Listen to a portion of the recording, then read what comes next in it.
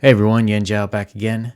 Today we're talking about whaaaaaa, Netflix's new series that combines all the kung fu action of the raid with all the budget of basic cable.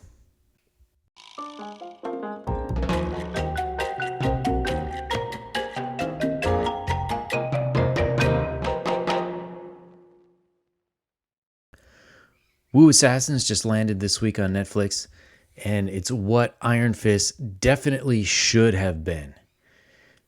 To start off with, we have legit martial art actors in this series.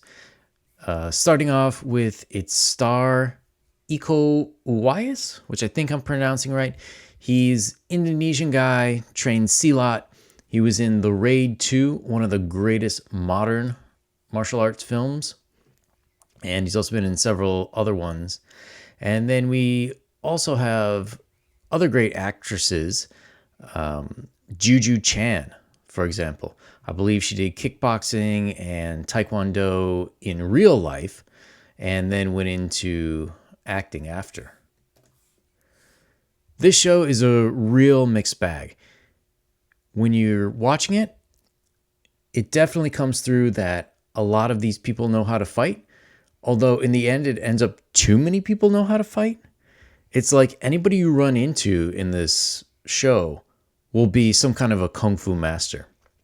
They have this white lady cop, and she's kicking everybody's ass using kung fu techniques. Not even like she's boxing or wrestling or something.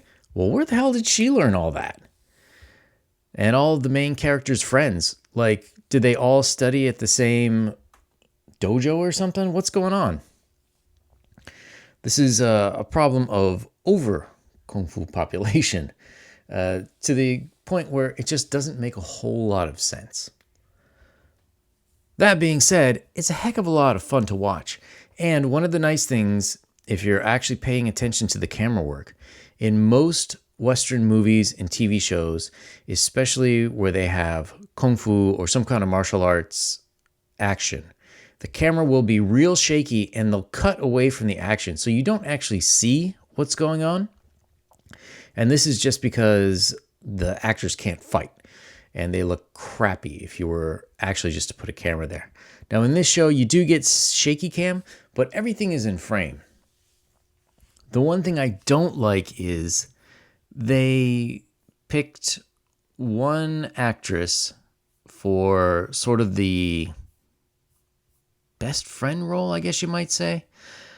Her name is Lee Jun Lee. She plays Jenny. Jenny doesn't know how to fight, which is very unfortunate because they made Jenny like a street fighter.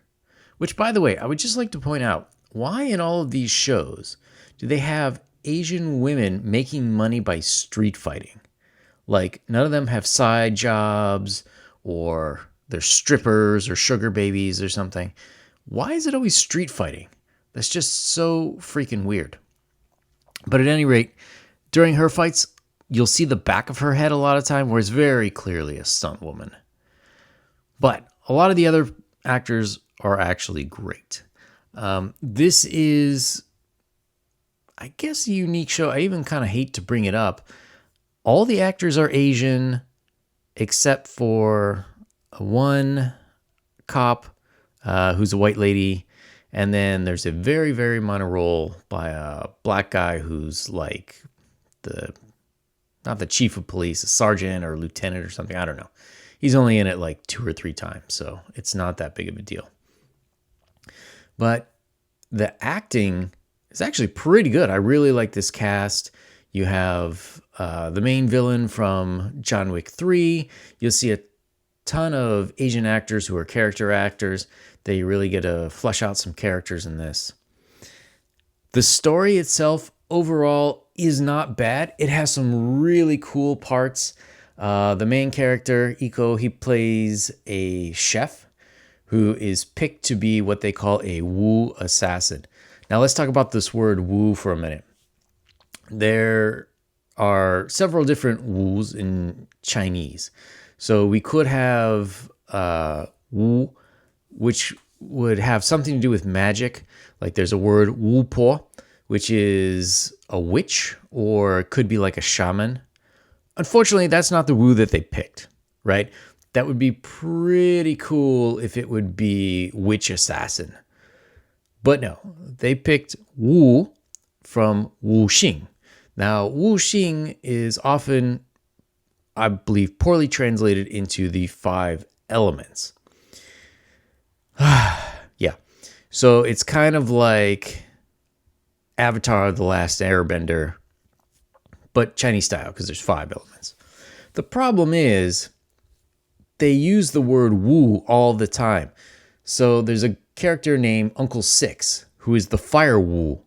Well, the Wu in Wu Xing means 5. Yeah. 5 elements, Wu means 5. So Uncle Six is the fire 5. And that's all I hear when I'm watching this show. Like, what the F? It's interesting because some stuff is kind of in depth, but when we're talking about the Chinese culture, it's like they're teaching a kindergarten class. Okay, I get it. Most Westerners are not super familiar with Chinese culture and history, but you don't have to go that low. Like, we'll catch up, man. It's cool. Some of the cool things, though, there is the main character. He finds a piece of a turtle shell with some writing on it, and it turns him into the Wu assassin. And it's said that he gets the power of 1,000 monks. Now, in real life, if you see monks, they're usually fat, and they have glasses because they're reading in the dark, studying their sutras, and they have poor posture because they're meditating all the time. 1,000 of them, I don't know. I would rather take like one kid on a high school wrestling team than 1,000 monks, but it's okay. The monk thing is actually pretty cool. So the main character, he gets the knowledge and experience and power from all these monks who came before him.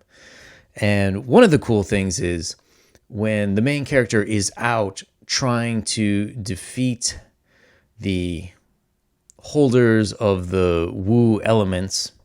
Oh, I hate that word. His face will turn into the face of one of these previous assassins, which is a super cool idea. So the main character, the Wu assassin, he's basically a superhero who doesn't need a mask because his face will automatically turn into somebody else's. That's a great idea. I've never seen that before. I think it should be used. Well, I don't know if it should be used more, then it'd be overused, but it's a great addition.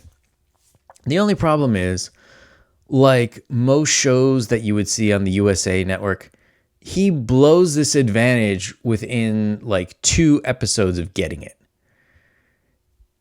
Oh, it's so bad. The bad guy sees his real face and knows who he is. No, that's dumb. Have him keep having the secret face, but let's have the bad guy know that he's the assassin because he recognizes one of the previous faces. That would have been a much better reveal. So I haven't quite finished it. I'm up to episode 7. Although there is some stuff that you could really rag on it for, especially in the writing. It's overall a great show. I really enjoy it. It's some kung fu action. It's like a cheap popcorn flick. It's like you can't afford Jackie Chan, so you're going to make this. Anybody who's a kung fu student or who likes kung fu will enjoy it. If you're not so into kung fu specifically, but you like action adventure, these are definitely some of the best action scenes that you will see anywhere on TV. I don't remember seeing anything this good on even like an HBO level show. So in that sense, it's great. It would have been great if they had a little bit more time to prep the scenes so they'd be a little longer. Some of the fights don't make sense in that, like, how is it possible to run into this many people who know how to fight? I think it would have been better if they were more gradation. Like you run into more bad guys who are okay at street fighting, but they're not kung fu masters. And then for the main fights, then they would be kung fu guys. But it's pretty good. It does take its cues from the Jackie Chan School of Martial Arts, where a lot of times they'll use whatever objects are around, chairs and bottles and cast iron pans, whatever they got.